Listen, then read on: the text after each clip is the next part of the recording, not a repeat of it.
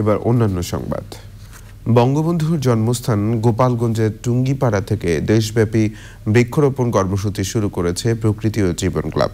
জাতির জনকে স্মৃতি বিজড়িত জিটি স্কুল ও সমাধি সংলগ্ন লেকের পাড়ে বৃক্ষরোপণের মধ্য দিয়ে কর্মসূচির উদ্বোধন করেন প্রকৃতি ও জীবন ফাউন্ডেশনের চেয়ারম্যান বীর মুক্তিযোদ্ধা মুকিত মজুমদার বাবু।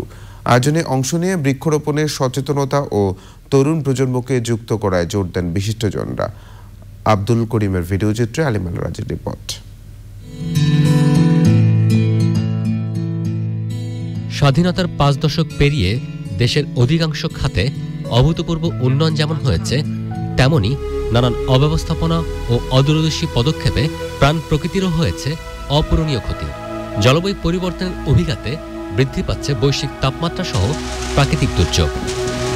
এমন বাস্তবতায় হুমকিতে থাকা সভ্যতা রক্ষায় প্রতিনিয়তই বাড়ছে সবুজায়নের গুরুত্ব। দেশের পরিবেশ প্রতিবেশ রক্ষা ও ভবিষ্যতের বাসযোগ্য ধরিত্রী বিনির্মাণে প্রতি বছর সবুজে সাজাই বাংলাদেশ স্লোগানে দেশজুড়ে বৃক্ষরোপণ করে যাচ্ছে প্রকৃতি ও জীবন ক্লাব।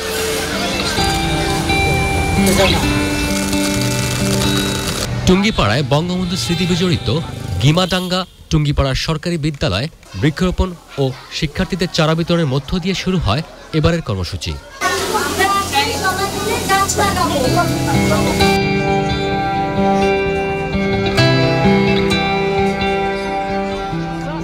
পরে সংক্ষিপ্ত আয়োজনে পরিবেশ রক্ষায় সবুজায়ন ও জলবায়ু অভিঘাত মোকাবেলায় করণীয় তুলে ধরেন বিশিষ্টজনরা। আমরা পরিবেশ প্রকৃতিকে ভালো রাখবো। পরে বঙ্গবন্ধু সমাধিস্থল সংলগ্ন লেকের ধারে বৃক্ষরোপণ শেষে প্রকৃতি ও জীবন ফাউন্ডেশন এবং প্রকৃতি ও জীবন ক্লাবের এমন উদ্যোগকে সাধুবাদ জানিয়েছেন বিশিষ্টজনরা। এই ৩০০টা বাচ্চা এই ৬০০ গাছ পেয়েছে, এই ৬০০টা গাছে বড় হবে এবং তারা টুঙ্গিপাড়া থেকে শুরু করেছে। এই টুঙ্গিপাড়া ব্যাপী সবুজের সবুজায়ন হবে হিজলাতলার মাধ্যমে সারা বাংলাদেশে এই প্রকৃতির জীবন ফাউন্ডেশন যেন এই কাজ সারা বাংলাদেশে ছড়ায় ফেলায়। মাননীয় প্রধানমন্ত্রীও বৃক্ষরোপণের উপর জোর দিয়েছেন। পয়লা আষাঢ় থেকে উনি বৃক্ষরোপণের তাগিদ দিয়েছেন। উপজেলা প্রশাসন তারই ধারাবাহিকতায় এবছর লক্ষ্যমাত্রা নির্ধারণ করেছে ২৫,০০০ গাছ রোপণ করার জন্য।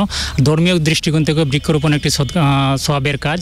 তো আমরা এই প্রকৃতি ও জীবনের যে আন্দোলন শুরু করেছে, সামাজিক আন্দোলনে আমরা সবাই সক্রিয় ভূমিকা পালন করব। প্রকৃতি ও জীবন ফাউন্ডেশন কর্তৃক গাছ বৃক্ষরোপণ কর্মসূচির আজকে যে যাত্রা শুরু হলো বঙ্গবন্ধুর মাজারের ঠিক পাশ থেকেই এই যাত্রা অব্যাহত থাকুক। জাতীয় টার্গেট মাত্র আমরা 19% এই মুহূর্তে আছে। আমরা কীভাবে 25% রূপান্তর করতে পারি সেজন্য প্রত্যেকটি সংগঠন কাজ করছে, একই সাথে সরকার এটির সাথে কাজ করে যাচ্ছে।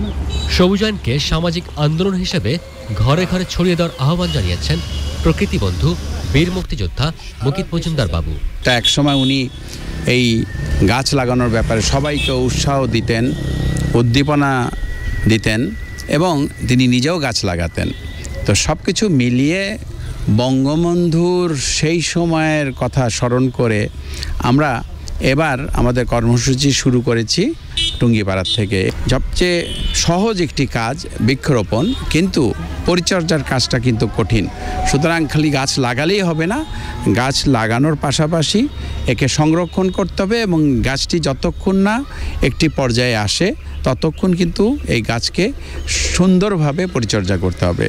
গাছের সাথে সাথে কিন্তু আমাদের জলাশয়গুলো সংরক্ষণ করতে হবে এবং আমাদের যে প্রাণীগুলো আছে সেগুলোকেও সংরক্ষণ করতে হবে এবং সারা বাংলাদেশে এই বৃক্ষরোপণ কর্মসূচিকে একেবারে ঘরে ঘরে ছড়িয়ে দিতে হবে। সভ্যতা রক্ষায় শুধু বৃক্ষরোপণই নয়, পাশাপাশি পরিবেশ বান্ধব প্রযুক্তি ও সমন্বিত উদ্যোগে গুরুত্বারোপ করেন প্রকৃতি ও জীবন ফাউন্ডেশন চেয়ারম্যান। আলিমাল রাজি, চ্যানেল আই, গোপালগঞ্জ।